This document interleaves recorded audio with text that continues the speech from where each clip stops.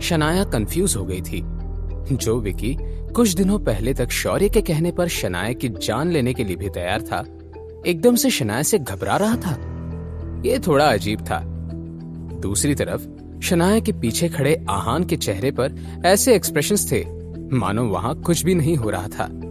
आहान को विकी भाई से ऐसे बिहेवियर की उम्मीद थी, इसलिए आहान कुछ भी किए बिना चुपचाप खड़ा रहा। विकी भाई शनाया के सामने नजरें झुकाकर खड़ा रहा। मिस शनाया, मुझे माफ कर दीजिए। मैं नहीं जानता था कि यहाँ आप अपने दोस्तों के साथ लंच पर आई थी। हाँ, अगर मुझे इस बात की जरा खबर होती तो मैं गलती से भी ये सब नहीं होने देता। विकी भाई ने बहुत ही ईमानदार लगते हुए शनाया से माफी मांगी। आगे विकी भाई ने कहा, मिस शनाया, मैं सच में शर्मिंदा हूँ कि मेरे और मेरे साथियों की वजह से आपके दोस्तों को इतना जख्मी होना पड़ा। मगर आपको बिल्कुल भी परेशान होने की जरूरत नहीं है। मैं इन सबको हॉस्पिटल ले जाऊंगा। ये सुनने के बाद प्रेम मल्होत्रा, पारस अग्रवाल और राज बेदी एक दूसरे की तरफ हैरानी से देखने लगे। आगे विकी भाई ने अपनी बात को कंटिन्यू किया। और हाँ मिस शनाया, ये आपको जो भी टेंशन और इरिटेशन हुई है उसके बदले में मैं आपको 50 लाख रुपए भेज दूंगा। प्लीज उसे कम मत समझिएगा। ये कहकर विकी ने नजरें चुराकर आहान की तरफ देखा। ये तुम क्या कह रहे हो? विकी भाई शनाया के इस सवाल के पीछे का मतलब समझ गया। मिस शनाया, आप ज्यादा सोचकर परेशान मत होइए। मैं एक बार फिर से माफी मांगता हूँ। थोड़ी ही देर में आपके पास पैसे पहुंच जाएंगे और मैं किसी को भेजकर आपके दोस्तों को हॉस्पिटल भिजवा देता हूँ। अब हम चलते हैं, अपना ख्याल रखिएगा।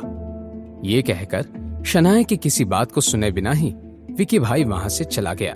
बाकी आदमी भी प्राइवेट रूम में बाहर चले गए और बचे कुछ 4-5 आदमियों ने मिलकर प्रेम, राज और पारस को उठा लिया।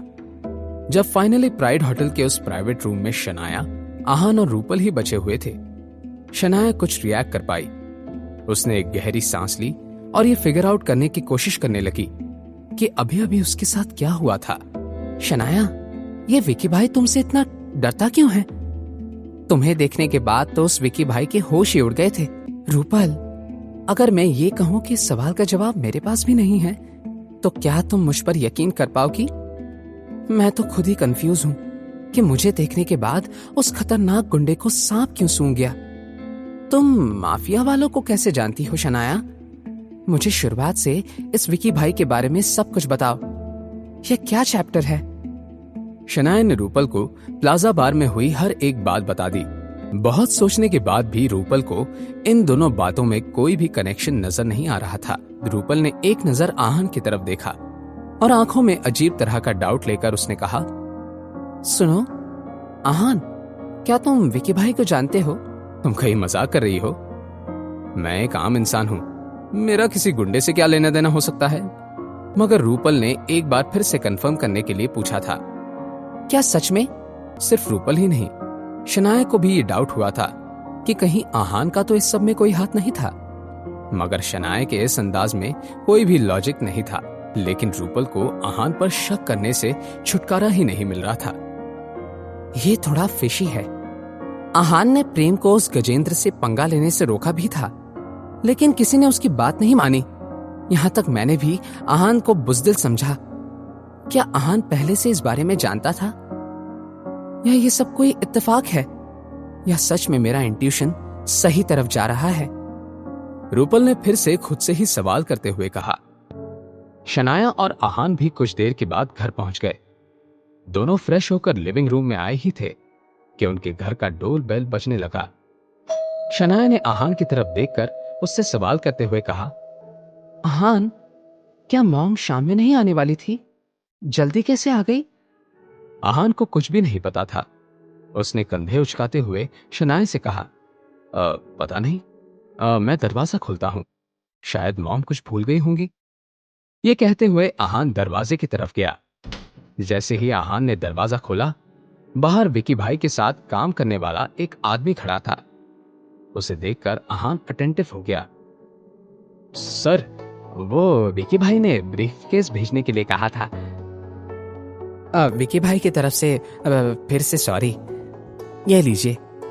ये कहते हुए उस आदमी ने एक ब्रीफकेस आहान की तरफ बढ़ा दिया।